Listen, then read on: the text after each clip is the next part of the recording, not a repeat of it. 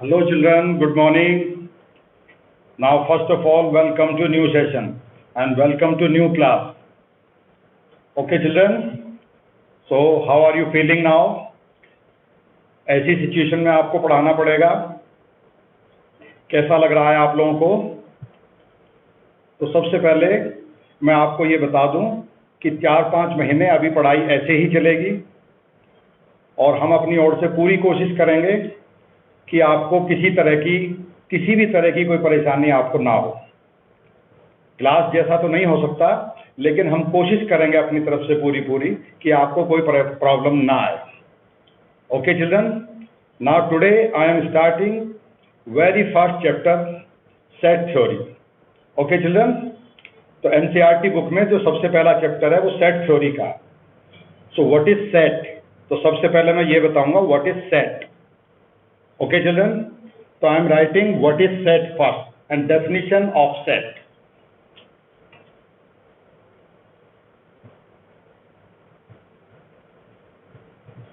Clear? तो सबसे पहले मैं बता दूं डेफिनेशन क्या होती है इसकी। A set is a well defined collection of objects. लिख दे रहा हूं जरा आपको। A set is a well defined collection of objects. Collection of objects. Okay? A set is a well-defined collection of objects. तो एक well-defined का चक्कर क्या है? ये तो एक ऐसी डेफिनेशन हो गई कि इसको तो कोई भी बोल सकता है। A well-defined collection of objects. Well-defined का मतलब क्या है? पहली बात तो ये है कि मैं ये बता दूं ग्रुप और सेट में क्या डिफरेंस है। ग्रुप ऑफ पीपल और सेट ऑफ पीपल। तो ग्रुप में मान लो सड़क पर बहुत सारे लोग जा रहे हैं, उनमें आपस में कोई सिमिलरिटी नहीं है। अलग अलग टाइप के कपड़े पहने हुए हैं, अलग अलग कंपनी में वो काम करते हैं, अलग अलग जगह वो जा रहे हैं, अलग अलग घरों से वो आ रहे हैं, अलग अलग एज के। तो जरूरी नहीं है उनके बीच में कोई सिमिलरिटी हो। If there will be at least one similarity, then we can say it is a set of people.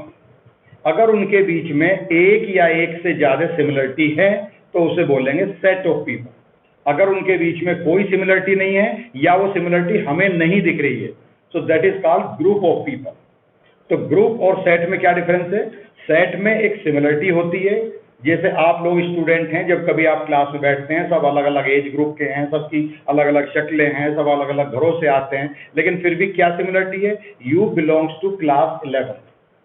Okay, अगर अलग अलग सारे स्कूल के स्टूडेंट भी ले लिए जाएं तो फिर क्या बोलेंगे? You belongs to Earthline school, you are the student of Earthline school. तो कहीं ना कहीं आप लोगों के बीच में एक सिमिलरिटी है। अगर अलग अलग स्टूडेंट अलग अलग स्कूलों के स्टूडेंट को भी एक जगह कलेक्ट कर लिया जाए तो उसको भी ग्रुप नहीं बोलेंगे, because they belongs to student. कम से कम वो स्टूडेंट तो जरूर है। ओके चिल्ड्रन, तो मैंने सबसे पहले ये बताने की कोशिश करी है what is the difference between group of people and set of people. Set में एक सिमिलरिटी होती है और ग्रुप में जनरली कोई सिमिलरिटी नहीं होती है। Is it okay children? So अब आगे चलते हैं जरा। तो इसमें और क्या है? A set is a well defined collection of object. Well defined का मतलब और समझा देता हूं आपको, ये वेल डिफाइंड क्या है। ठीक है, अब पहला ही क्वेश्चन है हमारी बुक में एक्सरसाइज 1.1 कि मंथ, इसमें ईयर में कितने मंथ होते हैं? जनवरी, February, March, April, May, June, July, August, September, October, नवंबर, दिसंबर। 12 महीने होते हैं सब। तो क्वेश्चन ये है कि जे से स्टार्ट होने वाले कितने मंथ? तो जे से स्टार्ट होने वाले जनवरी, जून एंड जुलाई। तो ये चीज क्लियरली डिफाइंड है, क्लियरली डिफाइंड है, इसमें कंफ्यूजन कुछ नहीं है। आई बात समझ में? और ऐसा कोई वर्ड यूज कर दिया जाए कि ऐसे महीने बताओ, ऐसे महीने बताओ जिसमें बारिश होती हो, ऐसे महीने बताओ जिसमें ठंड ज्यादा पड़ती हो, ऐसे महीने बताओ जिसमें गर्मी ज्यादा पड़ती हो, तो ये वेल डिफाइंड वर्ड नहीं है। Okay children, most dangerous animal on the earth, okay, very small animal on the earth, तो ये चीजें वेल डिफाइंड नहीं है। डेंजरस एनिमल से आपका क्या मतलब है? लोग यही सोचते हैं कि शेर बहुत डेंजरस एनिमल होता है, लेकिन जो लोग उसको पालते हैं उसके लिए वो डेंजरस नहीं। हाथी डेंजरस नहीं होता, लेकिन कोई उसके पैर के नीचे आ जाए तो वो उसके लिए डेंजरस है। तो ये कुछ ऐसे वर्ड हैं जो वेल डिफाइंड नहीं है। Set is a well defined collection of object. तो वेल डिफाइंड का मतलब मैंने समझा दिया, क्लियरली डिफाइंड होना चाहिए, उस चीज में कोई कंफ्यूजन नहीं होना चाहिए। Best cricket batsman, worst person, worst की क्या कंडीशन है, किस वे में हम उसको वर्स्ट बोल रहे हैं। क्लियर? कोई आदमी किसी के लिए वर्स्ट है, किसी के लिए बेस्ट है। तो ये कुछ ऐसे वर्ड हैं जो वेल डिफाइंड नहीं है।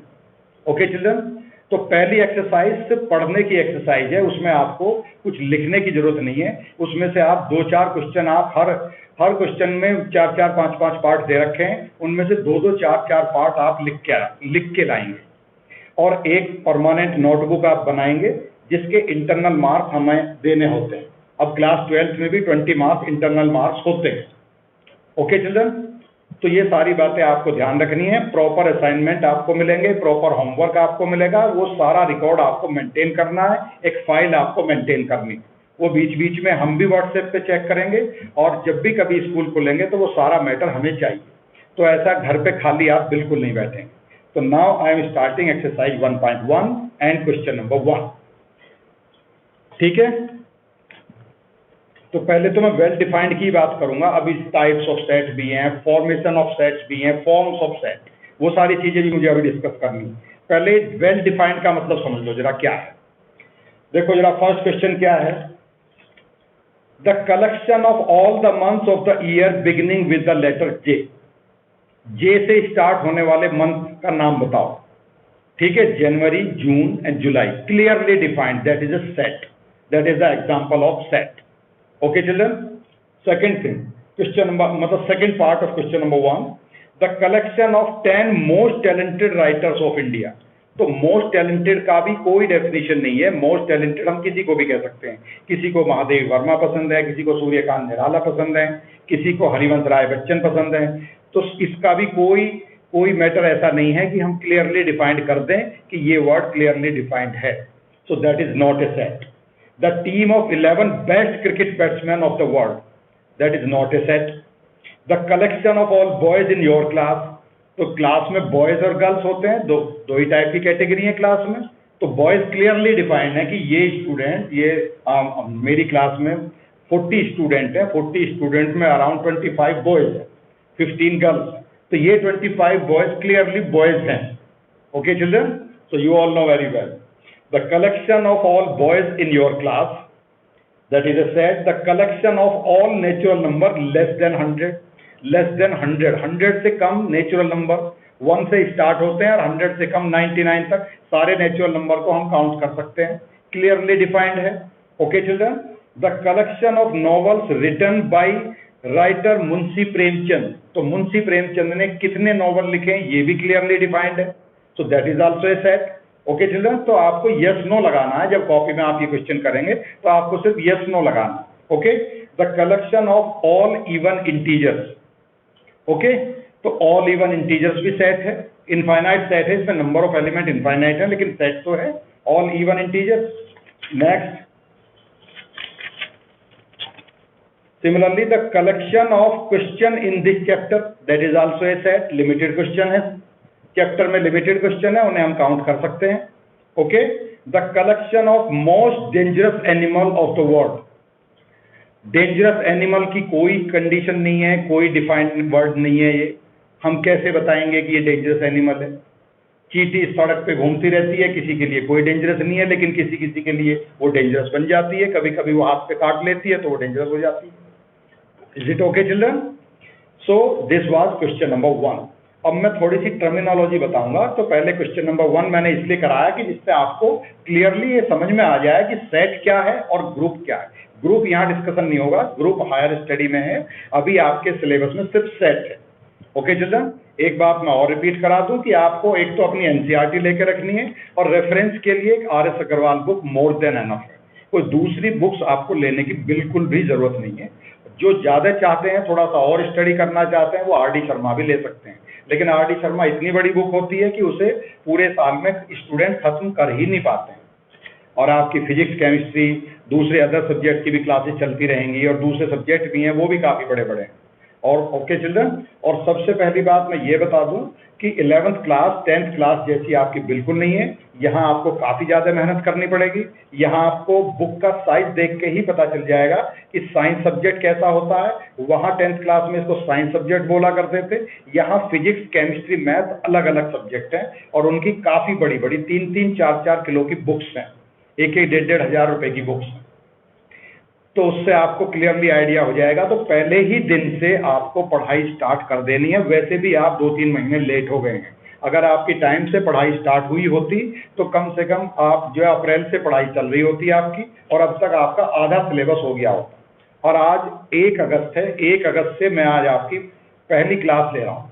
वीडियो क्लास में आज आप 1 अगस्त में बना रहा हूँ। तो आप जो है कब देखेंगे, 2-3 दिन बाद आप इस क्लास को देखेंगे। तो 1 अगस्त में आज मैं पढ़ाई स्टार्ट कर रहा हूं, और मुझे 4-5 महीने 6 महीने लग जाएंगे, जबकि ये सारा काम अब तक आपका आधा सिलेबस हो जाना चाहिए। तो इसके अकॉर्डिंग, और ये भी आपको बता दूं, सीबीएसई की तरफ से आपका 30% सिलेबस कट हो गया है।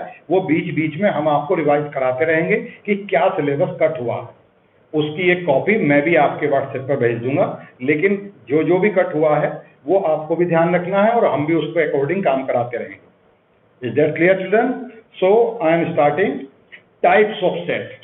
Types of set and formation, forms of set. Forms का मतलब होता है कि सेट हम बनाते कैसे। तो 2 फॉर्म्स हैं, forms of set. First, roster form.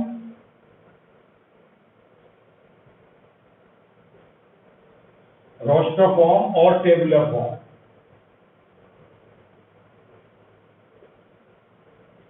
Clear, children? Second, set builder form. Set builder form और rule form. ओके चिल्ड्रन, तो इस 2 टाइप से हम सेट को रिप्रेजेंट करेंगे। फॉर्म्स का मतलब है सेट को हम रिप्रेजेंट कैसे करते हैं। तो सेट को हम ऐसे लिखते हैं, जैसे for example set A is equal to 1 2 3 4 5। इसमें हम कर्ली ब्रैकेट का यूज करते हैं। इसके अंदर जो एलिमेंट होते हैं उन्हें एलिमेंट बोलते हैं, और इनको ऑब्जेक्ट बोलते हैं। यही ऑब्जेक्ट्स होते हैं, जहां ऑब्जेक्ट का मैंने जिक्र किया है। Set is a well defined collection of object. ठीक है। अच्छा, 1-2 चीज आपको और याद दिला दूं। जैसे आपने नाम सुना होगा सोफा सेट, घर में जनरली होता है। टी सेट, लेमन सेट, इन सब चीजों के नाम सुने होंगे आप लोगों ने। T set, lemon set, sofa set. T set में जनरली जब कभी हम किसी को चाय देते हैं, चाय सर्व करते हैं, जब हम टी सर्व करते हैं तो एक ट्रे में रख के लाते हैं, और एक कप लेके आते हैं, एक प्लेट लेके आते हैं। कभी कभी एक केटली भी होती है, कभी कभी शुगर के लिए अलग से एक पॉट होता है, एक स्पून भी लेके आते हैं। उनमें आपस में कोई भी सिमिलरिटी नहीं होती, फिर भी हम उसे बोलते हैं टी सेट। तो क्यों बोलते हैं ऐसा? तो टी सेट हम उसे इसलिए बोलते हैं क्योंकि वो सारा का सारा, वो सारी की सारी जितनी भी चीजें हैं वो चाय बनाने की चीजें, मतलब उनसे चाय बनाई जाएगी। पहले एक कप में दूध डाला जाएगा, फिर उसके अंदर चीनी घोली जाएगी, फिर उसके अंदर चाय की पत्ती डाली जाएगी। तो ऐसे इस टाइप से जो भी काम करना है वो चाय बनाने का काम करना है, तो इसलिए उसका नाम टी सेट है। तो सिमिलरिटी क्या है उसमें? सिमिलरिटी उसमें ये है कि वो सारे के सारे आइटम जितने भी हैं, थिंग्स हैं जितनी भी हैं, वो सारे चाय बनाने के आइटम। क्लियर? ऐसी lemon set, similarly sofa set, चाहे सारी अलग अलग टाइप की चेयर हो, लेकिन वो बैठने की चीजें हैं, तो इसलिए उसका नाम सोफा सेट है। तो कोई भी सिमिलरिटी, अगर कोई भी उनके अंदर सिमिलरिटी है तो उसको सेट बोलो। इस वजह से इन चीजों का नाम सेट है। इसको ग्रुप ऑफ टी नहीं बोलते कभी भी, ठीक है? Group of T, group of sitting things, etcetera etcetera, ऐसे नहीं बोलते हैं कभी भी, हम इसको सेट बोलते हैं। Okay children? सो अब ये एक सेट है। सेट को कर्ली ब्रैकेट से रिप्रेजेंट करते हैं। ये इसके अंदर एलिमेंट लिखे होते हैं, एलिमेंट किसी भी टाइप से होते हैं। तो इस टाइप से जब एलिमेंट्स को हम लिखते हैं तो इसे बोलते हैं रोस्टर फॉर्म या टेबुलर फॉर्म। हमने एक टेबल सी बना के लिख दी, एक टेबल सी हमने बना के शो कर दी, तो उसे बोलते हैं टेबुलर फॉर्म। टेबुलर फॉर्म भी यही है और रोस्टर फॉर्म भी यही है। अच्छा, अब कभी कभी क्या होता है, एलिमेंट्स बहुत ज्यादा होते हैं। मान लो हजारों लाखों एलिमेंट। फॉर एग्जाम्पल कि मेरी क्लास है, क्लास 11th का मैं क्लास टीचर हूँ, और मुझसे प्रिंसिपल ने कहा कि आप अपनी क्लास के सारे बच्चों के नाम लिख के दीजिए। तो मैंने 10-15 मिनट में वो सारे नाम लिख के मैडम को दे दिए, सिस्टर को दे दिए, ठीक है। अब थोड़ी देर बाद उन्होंने कहा मुझे चारों क्लास के नाम लिख के दीजिए, 11th A, 11th B, 11th C, 11th D, उन सारे बच्चों के नाम मुझे लिख के दे दिए। तो मुझे आधा पौना घंटा लग जाएगा, 1 घंटा भी लग सकता है। फिर मैं लिख के चला गया उनके ऑफिस में। फिर थोड़ी देर बाद उन्होंने कहा नहीं नहीं नहीं नहीं, पूरी 11, 12, 9, 10, 11, 12 सबके नाम लिख के दीजिए। फिर मुझे 2-3 घंटे लग गए। फिर उन्होंने मुझसे कहा पूरे स्कूल के बच्चों के नाम लिख के दे दीजिए। तो मेरे लिए बहुत बड़ी परेशानी हो जाएगी। तब मैं क्या काम करूंगा, तब मैं कोई इनडायरेक्ट मेथड यूज करूंगा, ठीक है, कोई शॉर्टकट मेथड यूज करूंगा। उस शॉर्टकट मेथड को बोलते हैं set builder form. Clear children? तो उसको बोलते हैं सेट बिल्डर फॉर्म। तो मतलब इसी क्वेश्चन को सेट बिल्डर फॉर्म को की फॉर्म में कैसे लिखेंगे? तो ये तो है रोस्टर फॉर्म,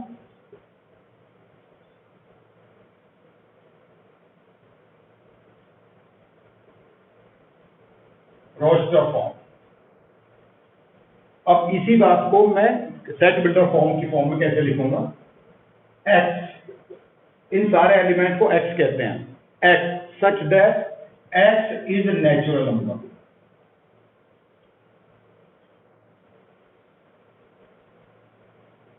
लेस देन और इक्वल टू 5।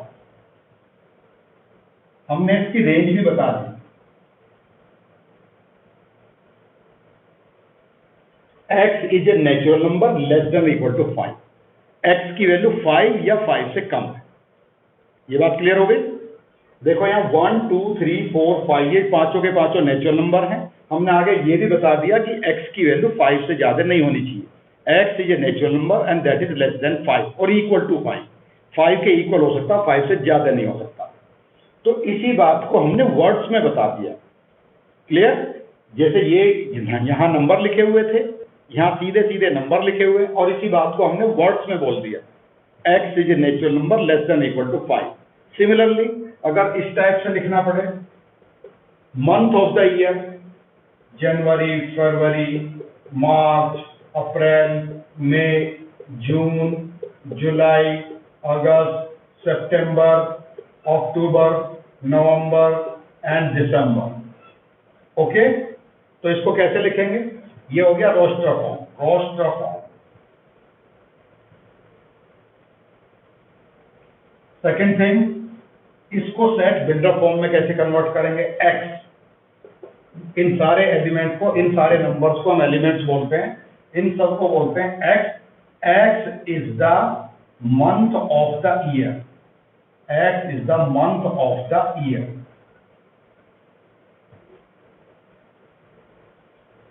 एक्स, पहले एक्स के बारे में बताएंगे। पहले तो ये चीज लिखी क्या है हमने, उसको एक्स बताएंगे। इन सारी चीजों को हम एक्स मान लेते हैं। फिर एक्स की प्रॉपर्टी बताते हैं कि एक्स है क्या चीज। तो x is a month, x is a month of the year. Okay, किसी पर्टिकुलर ईयर का x is a month of the year. So ये हुआ हमारा रोस्टर फॉर्म और ये हुआ हमारा set builder form, set builder form. Clear children? तो अब कुछ कुछ बात समझ में आनी शुरू हुई है आपके। So what is set and what is the forms of set? Forms of set, roster form and set builder form. Set को रिप्रेजेंट कैसे करते हैं?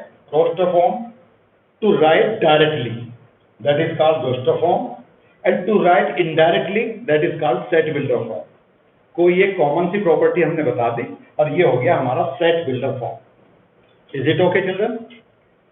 नाउ अब आता है टाइप्स ऑफ सेट। कितनी टाइप के सेट होते हैं? ये तो रिप्रेजेंटेशन ऑफ सेट, हम दो ही टाइप से सेट को रिप्रेजेंट करते हैं।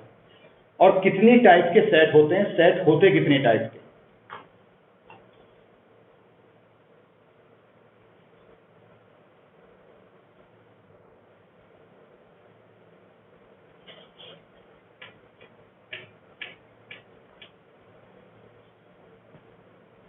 First of all, types of sets. Okay children?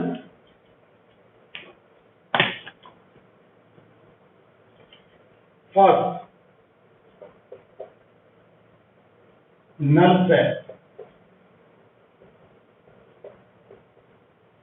set that is represented by 5 word आप लोगों ने सुना होगा, and that is also represented by like this.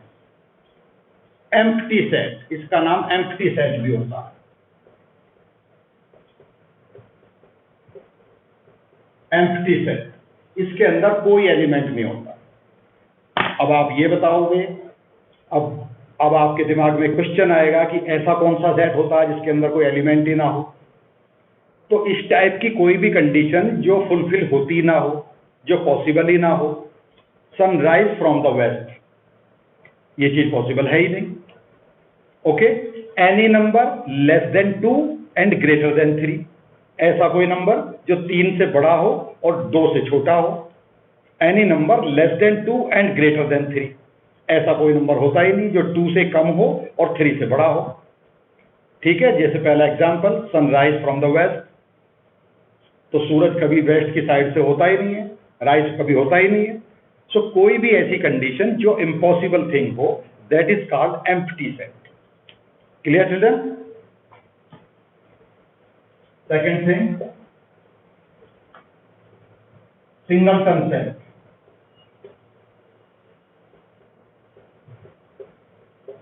Singleton set, ठीक है. ए, इसके अंदर कोई एक एलिमेंट होता है. कोई भी चीज अगर यूनिक है दुनिया में तो वो हो गया सिंगलटन सेट, कि भाई ये चीज एक ही है. फॉर एग्जांपल, स्कूल में इतने सारे टीचर्स हैं, ठीक है, लेकिन वीरेंद्र नाम का एक ही टीचर है. ओके, तो दैट इज सिंगलटन सेट. अगर 2 होते, वीरेंद्र सर नाम के 2 टीचर होते, तो इसको बोलते कोई नॉर्मल सेट. लेकिन अब एक ही नाम का, इस नाम का एक ही टीचर है, तो उसको बोलेंगे सिंगलटन सेट. ठीक है. एम्प्टी सेट, कोई टीचर है ही नहीं, और यहाँ सिंगलटन सेट कोई एक टीचर है, वीरेंद्र नाम का एक टीचर है और वो अकेला है पूरे स्कूल में. अगर 2 होते तो उसको सिंगलटन सेट नहीं बोलते. Okay children? अब आते हैं normal set, finite set.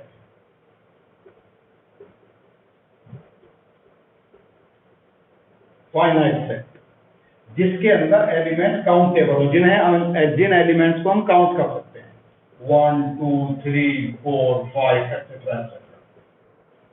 finite number of elements. Finite number of elements should be inside the set. Okay? Infinite set, नाम से ही पता चल रहा है. Infinite set. 1 2 3 dot dot dot dot dot, हमें नहीं पता कहां तक जाना. ठीक है, तो ये हो गया infinite number of set. Infinite number of element हो गए इसमें, तो इस सेट को बोलेंगे इनफाइनाइट सेट. तो फर्स्ट क्या हुआ? Null set. सेकंड हुआ सिंगलटन सेट. ये हुआ फाइनाइट सेट. ये हुआ इनफाइनाइट सेट. तो ये हो गए टाइप्स ऑफ सेट. आगे बात समझे बेटा? ओके, चलो जरा आगे चलते हैं.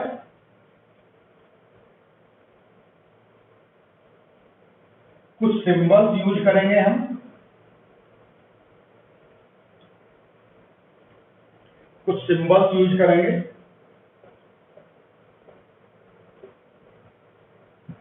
ये एक सिंबल है. For example 1 2 3 4. Okay, so 1 belongs to set A, 2 belongs to set A. This sign is known as belongs to. लिख देता हूं इसको आगे, belongs to. belongs to. 3 belongs to set A. 4 belongs to set A. But 5 does not belongs to set A. 5 इस set के अंदर नहीं. जो एलिमेंट इस सेट के अंदर है उसे belongs to बोलेंगे. जो एलिमेंट इस सेट के अंदर नहीं है उसे does not belongs to बोलेंगे. So 1 2 3 4 belongs to set A, but 5 does not belongs to set A. Is it clear, children? So ये साइन हुआ बिलोंग्स टू का साइन. ओके, अब और देखते हैं जरा. तो क्वेश्चन नंबर 2 में हमारे पास जो बुक है उसमें क्वेश्चन नंबर 2 है. उसमें देखो जरा, set A is given. Question number 2, exercise 1.1. Okay 1 2 3 4 set A is equal to 1 2 3 4 5 6 भी है।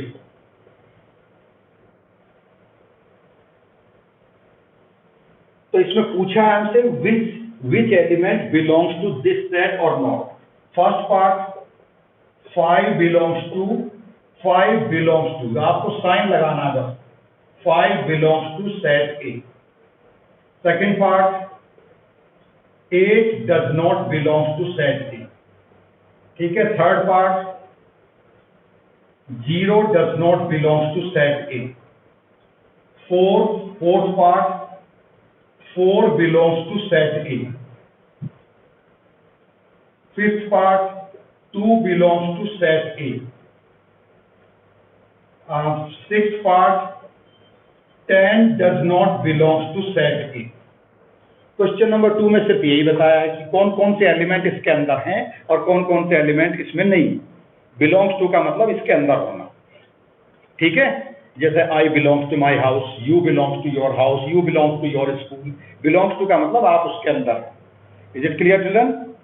Right the following set in roster form.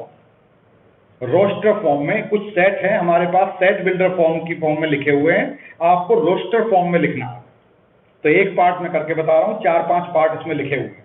So right these set in roster form, they are written in set builder form.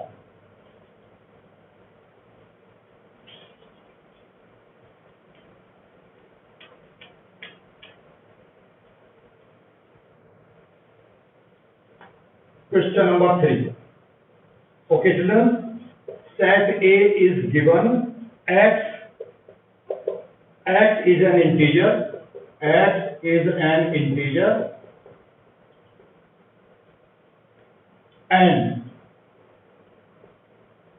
-3 less than equal to x less than equal to only less than 7.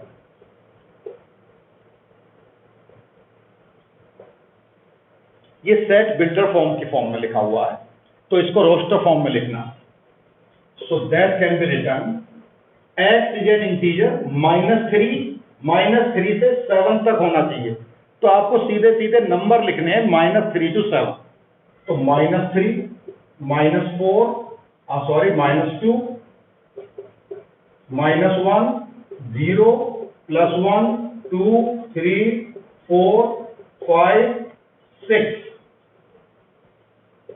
But you cannot write 7 because this is given x is less than 7। Equal to का sign नहीं लगा हुआ है यहाँ, equal to जैसे इधर लगा हुआ है, इसमें लेस देन भी है और इक्वल टू भी है। मतलब x की वैल्यू -3 से ज्यादा भी हो सकती है और एग्जैक्टली -3 भी हो सकती है, लेकिन उधर इक्वल टू का साइन नहीं लगा हुआ है। उसका मतलब है 7 से कम नंबर। तो 7 से छोटा वाला इंटीजर नंबर क्या होगा? 6। So -3 -2 -1 0 +1 +2 +3 +4 +5 +6। ठीक है। तो ये सेट हुआ roster form. Okay children, so this was question number 3. Rest of the part you can do yourself. Okay, I am taking question number 4. Write the set in set builder form. For example, second part I am taking question number 4. Set A is given right like this: 2 4 8 16 13. So clearly you can see these numbers can be written in 2 raised to power n. This is 2 raised to power 1, this is 2 raised to power 2, this is 2 raised to power 3, 2 into 2 into 2, 2 raised to power 3, 2 raised to power 4, 2 raised to power 5. So if you want to write these numbers in set builder form, so you can write like this: x is equal to 2 raised to power n।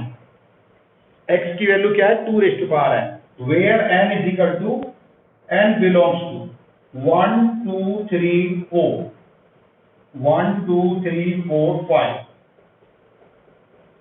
n की value क्या हो सकती है? आप ऐसे भी लिख सकते हो n is equal to 1 2 3 4 and 5। so इसको आप ऐसे भी रिप्रेजेंट कर सकते हो। x is a number that can be written in 2 raised to power n form, and what is n? n की वैल्यू हम कुछ भी नहीं ले लेंगे, आंख बंद करके जो मर्जी चाहे वैल्यू ले ली। तो n can be equal to n is equal to 1 2 3 4 5। Okay children, अब इसी टाइप के अच्छा कुछ और क्वेश्चंस हैं, उसमें क्या होता है कि कई बार ये नंबर रिपीटेड नंबर होते हैं, सेट में कोई नंबर रिपीट नहीं करना होता। ओके, तो आगे के एक दो क्वेश्चन और बचे हुए हैं, वो हम नेक्स्ट क्लास में करेंगे children. Okay, thank you very much. अपना ध्यान रखिए, अपने घर वालों का ध्यान रखिए, और बस रेगुलर पढ़ते रहिए। Is it okay? Thank you very much.